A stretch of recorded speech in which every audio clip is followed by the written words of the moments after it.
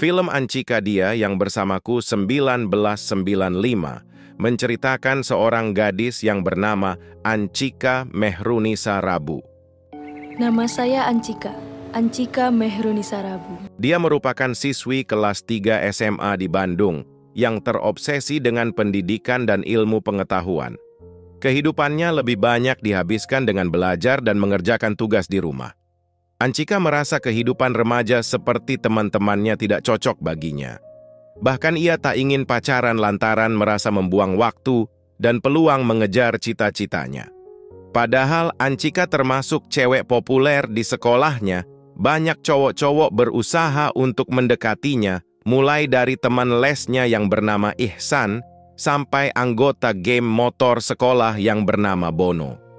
Ancika bukan hanya terobsesi dengan belajar, dia juga tidak takut menolak hingga mengusir cowok-cowok itu. Jutek adalah bagian dari wajah Ancika sehari-hari, hingga suatu waktu Ancika datang ke rumah kakeknya untuk membawa oleh-oleh di rumah kakek yang dia sebut Abah. Di rumah Abah tersebut ada sekelompok pemuda yang sedang membahas koleksi motor Abah. Salah satu cowok usia kuliahan tersebut adalah Dilan. Dilan saat itu sudah kuliah dan merupakan mahasiswa tingkat atas di sebuah perguruan tinggi di kota Bandung. Dilan sangat terpesona sesaat melihat Ancika. Namun Ancika cuek terhadap mereka, sama seperti ke cowok lainnya. Ketika Ancika sudah selesai memberikan bingkisan untuk Abah, ia mendapati teman-teman lesnya diinterogasi oleh Dilan dan dua temannya hingga ketakutan. Ancika pun pasang badan melawan Dilan. Ancika yang tidak suka dengan arogansi Dilan, dia mengajak teman-teman lesnya untuk pergi dari sana. Dilan mencoba untuk berkenalan dengan Ancika, namun Ancika tidak menggubrisnya. Namun Ancika tidak menyangka bahwa Dilan merupakan teman dari pamannya yang bernama Anwar. Ancika sempat mengutarakan ketidaksukaannya soal Dilan kepada Mang Anwar. Mang Anwar justru heran dengan tanggapan Ancika. Ia pun memberitahu bahwa Dilan adalah sosok yang pintar hingga bisa masuk ITB Bandung. Ancika tidak percaya dan menilai bahwa Dilan nyogok masuk ITB atau jalur mandiri. Saat di sekolah, Ancika selalu digodain oleh Bono sang ketua geng motor di sekolahnya. Namun Ancika selalu cuek dengan Bono. Sementara itu, Dilan yang sering main ke Mang Anwar selalu bertemu dengan Ancika. Suatu ketika, bibi Ancika datang ke rumahnya mengenalkan Ancika dengan Kang Yadit, seorang laki-laki dewasa yang sudah bekerja dan hidupnya sudah mapan. Bibinya begitu ngebet ingin menjodohkan Ancika dengan Kang Yadit. Namun sikap Ancika cuek dengan Kang Yadit. Malam harinya, Ancika meminta tolong kepada Mang Anwar untuk membantu mengerjakan tugas sekolahnya, yaitu resensi novel. Mang Anwar yang saat itu banyak tugas untuk persiapan KKN, dan dia merasa tidak menguasai dalam menulis novel, dia menyarankan Ancika untuk meminta tolong kepada Dilan karena Dilan sangat jago dalam menulis. Dengan terpaksa akhirnya Ancika mau menerima saran Mang Anwar. Dengan malu-malu, Ancika meminta tolong kepada Dilan untuk membantu tugasnya membuat resensi novel. Pagi harinya Ancika yang bangun kesiangan dan terlambat masuk ke sekolah, sehingga dia belum sempat mengecek tugas yang dibuat Dilan. Saat Pak Guru menyuruh Ancika membacakan resensi novelnya, dia kaget ternyata. Dilan secara sengaja membuat resensi asal-asalan hingga membuat malu Ancika di kelas. Hal itu membuat Ancika kesal kepada Dilan. Setelah Ancika membacanya, ternyata Dilan memasukkan dalam iklan koran itu permintaan maafnya pada Ancika karena telah membuat resensi novel yang tidak sesuai dengan harapan Ancika. Dengan gaya khasnya, Dilan perlahan tapi pasti terus melakukan pendekatan kepada Ancika. Dengan penuh percaya diri, dia menjemput Ancika saat sepulang les privat. Ancika masih kesal kepadanya terkait dengan resensi novel waktu itu. Walaupun Dilan sudah meminta maaf, namun dia merasa belum cukup sebelum meminta maaf sendiri kepadanya. Akhirnya Dilan meminta maaf langsung kepada Ancika. Dilan dengan gaya gombalannya terus terang kepada Ancika bahwa saat dia menulis resensi novel itu, sebenarnya dia lebih suka ngomong Ancika daripada orang lain. Karena ngomong orang lain, menurutnya, gibah. Kemudian Dilan mengantarkan Ancika pulang. Dilan kenal baik dengan mamanya Anchika. Ternyata Bunda Dilan dan Mama Anchika merupakan sahabat dekat. Saat Anchika menawarkan minum Dilan, justru dengan gaya khasnya, Dilan meminta makan di rumahnya Anchika. Awalnya sikap Dilan yang sangat menyebalkan. Namun justru sikap itu yang membuat Dilan menjadi sosok berbeda di mata Anchika. Sejak saat itu hubungan Dilan dan Anchika semakin dekat. Dilan sering bertemu dengan Anchika, bantuin bikin PR, menjemput pulang sekolah, pergi ke toko buku, hingga mengajaknya ke kampus ITB. Hingga suatu ketika Dilan menyatakan cintanya kepada Anchika.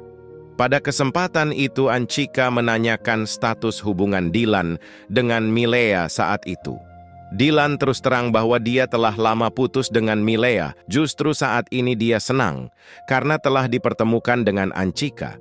Anchika tidak menolak Dilan, namun dia tidak mau pacaran. Setelah Dilan mengantarkan Anchika pulang ke rumah, Anchika minta kepada Dilan agar jangan pulang terlebih dahulu. Ternyata Kang Yadit sudah menunggu di teras rumahnya. Kang Yadit memberikan buku-buku motivasi yang dapat membantu Anchika untuk sukses. Namun Anchika menjawab dengan ketus. Lalu dia masuk ke dalam rumah meninggalkan Kang Yadit. Kemudian Dilan berkenalan dengan Kang Yadit.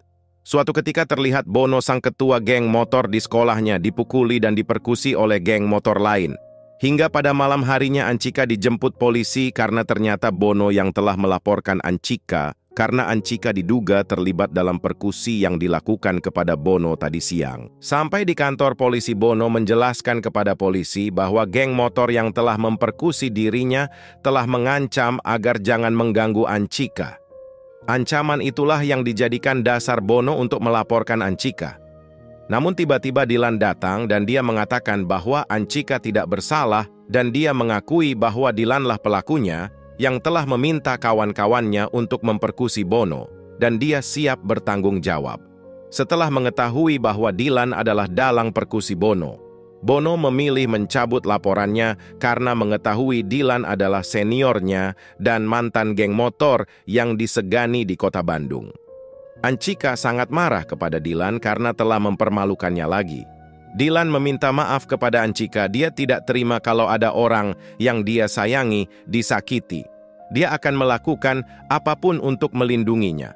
Anchika yang sangat marah pergi meninggalkan Dilan. Sementara itu, Kang Yadit mengutarakan perasaan cintanya kepada Anchika. Namun dengan tegas Anchika menolak cinta Kang Yadit. Hal itu membuat Kang Yadit kecewa dan dia merasa kalau Anchika telah berpacaran dengan Dilan. Sejak peristiwa di kantor polisi, Dilan sudah tidak pernah menghubungi Anchika lagi tanpa alasan yang jelas. Namun diam-diam Anchika mencari informasi kabar tentang Dilan. Bahkan Anchika kembali mengenang kebersamaannya bareng Dilan. Kemudian Anchika bertemu dengan Bunda Dilan pada saat menjenguk Mama Anchika.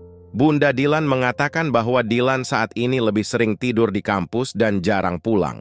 Sebenarnya bundanya sangat mengkhawatirkan Dilan apalagi dengan situasi politik saat itu.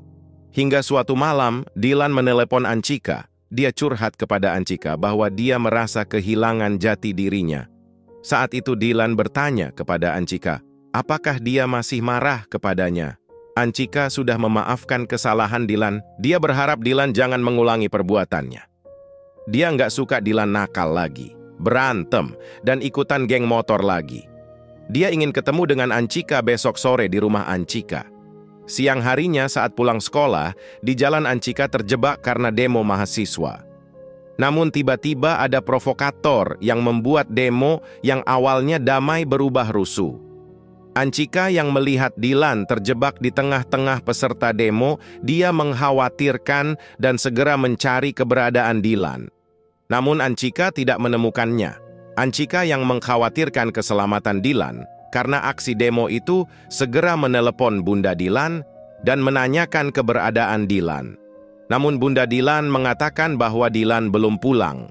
Kemudian Anchika mengajak Mang Anwar untuk mencari keberadaan Dilan, baik di kampus maupun di kantor polisi. Namun usahanya tidak membuahkan hasil. Hingga akhirnya 3 hari kemudian Dilan muncul dan menemui Anchika. Dia menceritakan telah dilepas. Setelah ditangkap oleh polisi, Dylan kembali mencurahkan kegundahan hatinya kepada Anchika mengenai status hubungan mereka saat itu. Akhirnya mulai saat itu mereka resmi pacaran. Dylan mengajak Anchika menemui bundanya di rumah. Bunda Dylan yang mengetahui bahwa Dylan dan Anchika telah pacaran, dia bertanya kepada mereka, apakah Dylan sudah bercerita kepada Anchika soal Milea? Bunda berpesan kepada Anchika saat ini, jangan terobsesi dengan masa lalu Dylan. Dia berhak atas sejarah hidupnya. Dia punya waktunya sendiri dengan orang-orang dalam hidupnya, baik dulu maupun sekarang. Begitu juga dengan Anchika. Bunda juga mengingatkan Dylan agar kebersamaannya dengan Anchika saat ini jangan dianggap sebagai uji kecocokan untuk memilih siapa yang terbaik, baik antara Milea maupun Anchika.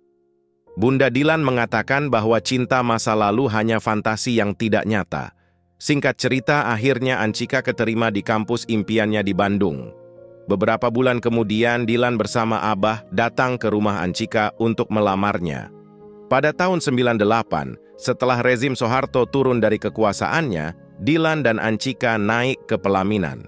Akhirnya mereka resmi menjadi pasangan suami istri. Hingga suatu ketika Dylan dan Anchika pergi ke toko buku. Di sana Dylan secara tidak sengaja bertemu dengan Milea, mantan pacarnya sewaktu SMA. Ternyata Milea bersama Kang Herdi yang saat itu sudah menjadi suaminya. Begitu juga dengan Dylan, dia memperkenalkan Anchika sebagai istrinya kepada Milea. Setelah berbincang, akhirnya mereka berpamitan dan berpisah. Dan film pun selesai.